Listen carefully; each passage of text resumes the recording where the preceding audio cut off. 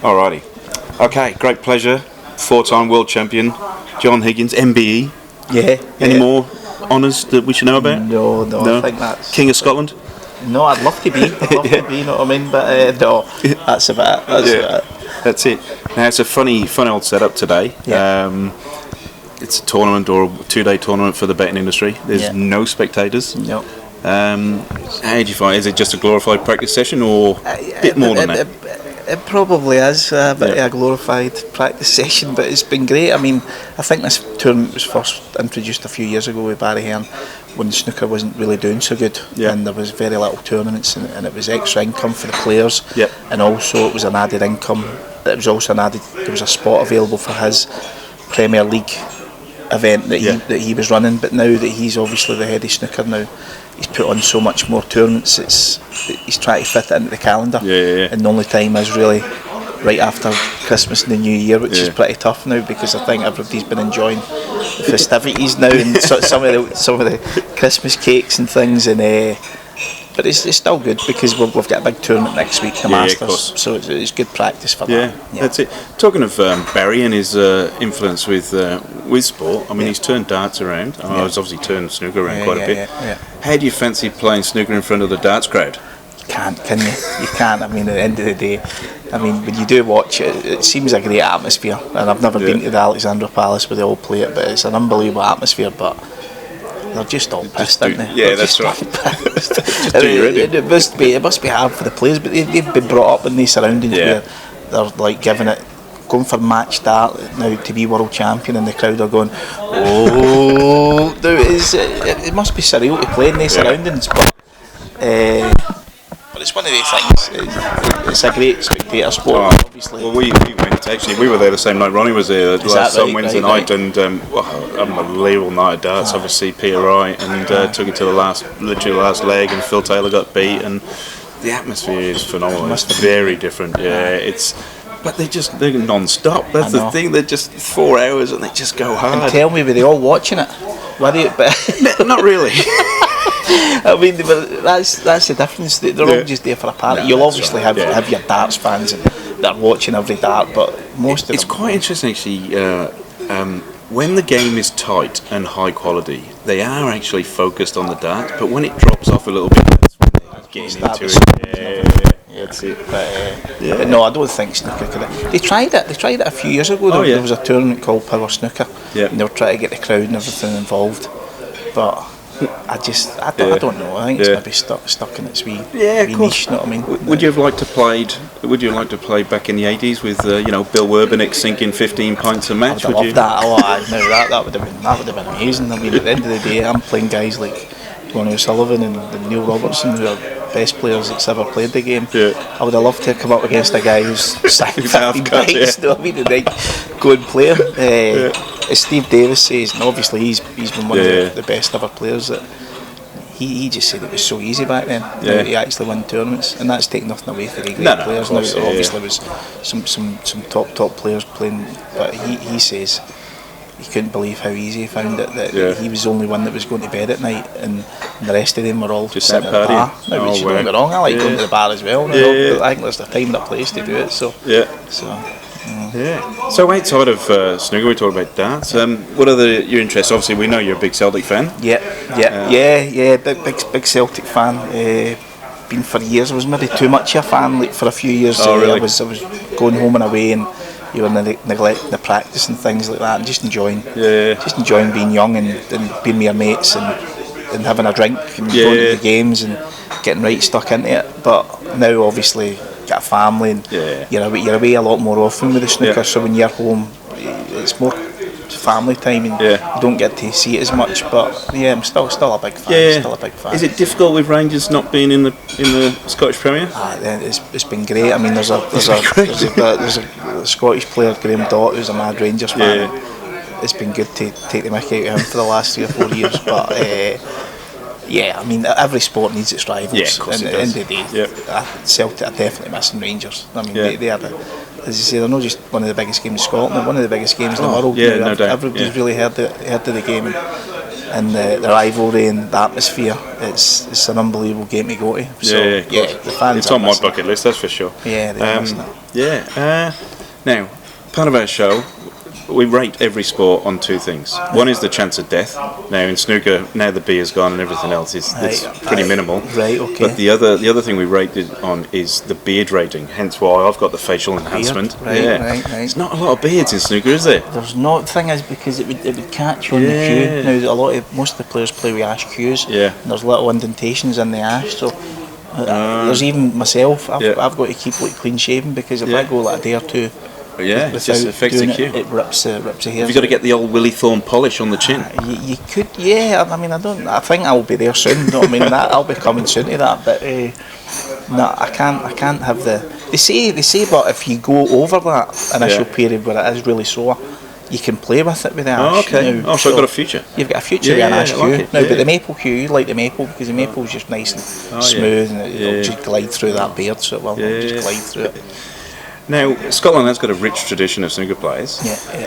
Why do you think that is? Is it just because of the working class nature of? Just because it's always raining in Scotland. Now, that's how you're stuck indoors. Now, that's the main reason. So, I think that must be it. No, but all kidding aside, I think it was down to Stephen Henry when he came on the scene, and obviously he became the best player in the world. That took over for Steve Davis. There was players like myself and Alan McManus and Graham Dotts and people like that, Steve Maguire's, who were young at that time and looked up to someone like Stephen, like a fellow countryman, that if he could do it, it'd be great to try and emulate something like that. And that's what we tried to do. And Scotland at that time had a lot of good snooker clubs. That's right. And in the British Isles, now obviously it's a big sport, and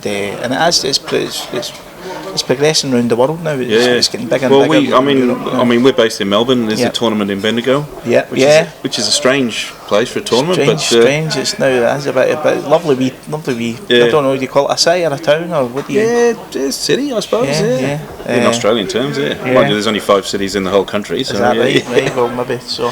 But no. Bendigo was good. I mean, all the players enjoy going there. And tell you what, the conditions out there are the best that we actually experience on the tour. I don't know, because at that time of year in Australia, it's your winter, isn't it? But it's your summer. And I think there's very, very little humidity in the air, so that helps the tables. But with you being from Melbourne now, I've got a wee story that the football team is Melbourne Victory, is it or Melbourne City? Melbourne, is it Melbourne? I don't know. Kevin Muscat. Melbourne Victory. Melbourne Victory. He was my ex neighbour. Really? Now, because he used to play with Glasgow Rangers. And he moved in right next door when he moved in, and obviously I was a big Celtic fan. And then it was nice, a lovely fella. And it was actually when we were out there at Bendigo, we never had a chance to meet up. But lovely fella, and. He played I think a year at Glasgow Rangers. Now, obviously he was a top player. He played at other big English teams, but it's funny. He's manager of Melbourne Victory now. And they won the championship. Exactly. But he's also officially the world's dirtiest player. Well, I've seen a few things on YouTube, and when he was playing at Rangers. Now, there was a time I think that he wasn't allowed to play in the Celtic games, because I think it might have been too rough, or he would have maybe get too involved. Let's just say that. But lovely fellow off the park. But on the park, I wouldn't have liked to play them on the park. Probably there's none more passionate player either. Wears his heart on his sleeve, and you always knew he was going to give 100%. Which you need in teams. I mean, they might not be the most talented, but I think every team needs the people. And I think you also one up on your opponent, because you know you're probably going to get kicked hell out of. Exactly. A couple of broken legs and things like that. Try running with them. Definitely. So you just turned 40 as well. The seniors tour, is that an option? No, I don't agree with that. We've got the World Seniors Championship here. It's a funny one, because Matt Williams is the World Senior Champion, and he won it when he was 39, so work that one out. But no, I think the World Seniors should be kept to players like your Dennis Taylors and Joe Johnsons, because at the end of the day we're still competing on the main tour. Definitely. And I think even this year now it's not going to be the best, because it's mostly main tour players that are still competing good on the tour. I think it's the older guys that still love this snooker want to hang on to your Steve Davises and your Dennis Taylors. And it's good now. I think there should be a space for that now. And I know they are still going to be playing there, but in the last couple of years they've been getting beat quite easily because they've been dropping the age limit, and I would rather see it going back up the way now 50, than given the. Well, Mark basically straight out said it's money for old rope. Well, he said imagine you playing against a guy in a Zimmer frame. It's quite easy. I know, that's terrible, isn't it? Not me. Now, if you've got to be like that, that's terrible. Now I'd rather. That's right. Well, if you're still competing in the top, the top echelon of the sport, then there's no need to knock these old guys off, is there?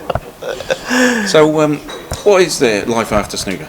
What's in line for you? Who knows? I don't think most days know. I think we was coming from a working class background, that you probably not got the brains for anything else now. At the end of the day, I'm just pretty good at snooker, and it's given me a great life, travelling the world, and it's been brilliant. But after snooker, who knows? I'd love to still be involved in some way, shape or form. Oh, good. Now, commentating, although they need subtitles for me, but I would still like to be involved in some way. Yeah. It's one of those things. I mean, you've obviously been playing for 30 years, so it'd be difficult to give it away. Of course it would, and it's a big part of their life now. As you say, you've just came from school, and you've come right into being like a snooker player, and then you turn professional and you go through all that, and it's tough, but you never know. You never know. So my hero growing up, Ray Reardon, Count Dracula, he won the world title at 45. Did he? I think he's the oldest player to win the world title.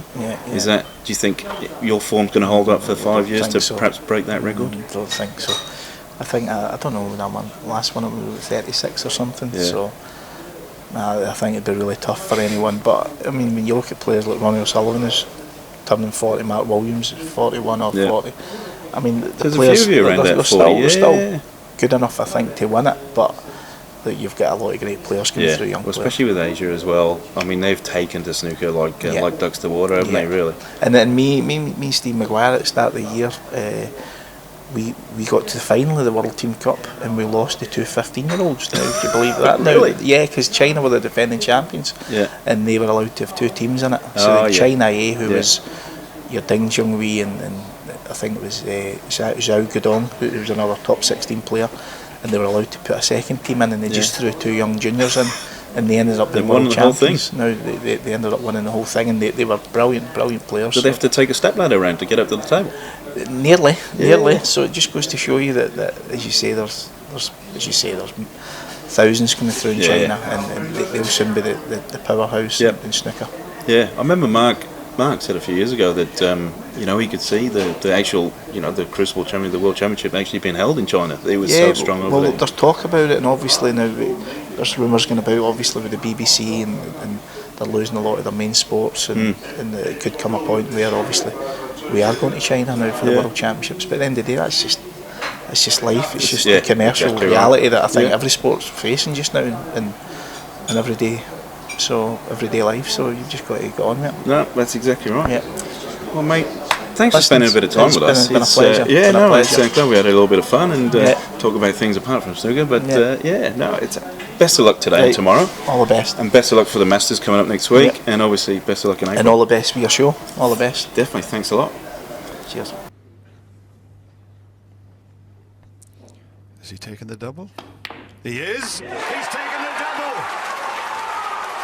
I just sensed he was going to go for that, John. Well, Judd Trump sits in his chair, and I think he's absolutely dumbstruck at what's happened here. This black to win the Betfred.com World Snooker Championship for the fourth time. And for his dear dad. It's four. If any frame stands up John Higgins, it's that one. Needed two snookers, didn't give it.